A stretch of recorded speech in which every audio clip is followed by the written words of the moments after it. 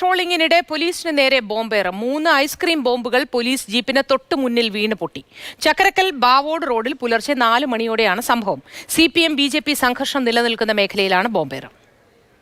ചക്കരക്കൽ ബാവോഡ് കാബിലെ ഉത്സവവുമായി ബന്ധപ്പെട്ട് BJP CPM തർക്കം നിലനിന്നിരുന്നു. ആ സംഘർഷത്തിന്റെ പിന്നാലെയാണ് അവിടെ പോലീസിന്റെ പട്രോളിംഗ് ഏർപ്പെടുത്തിയത്. പോലീസ് പട്രോളിംഗിനിടെ ഇന്ന് പുലർച്ചെ 4 മണിക്ക് 3 ഐസ്ക്രീം ബോംബുകൾ റോഡിലേക്ക് എറിയുകയായിരുന്നു. പോലീസ് വാഹനത്തിൽ നിന്നും ഏതാണ്ട് 25 മീറ്റർ അകലെയായാണ് ഈ 3 ഐസ്ക്രീം ബോംബുകൾ പൊട്ടിയത്. ഇത് സംബന്ധിച്ച് ആരാണ് എറിഞ്ഞതെന്ന് സംബന്ധിച്ച് ഇപ്പോൾ പോലീസ് അന്വേഷണം നടത്തുന്നുണ്ട്.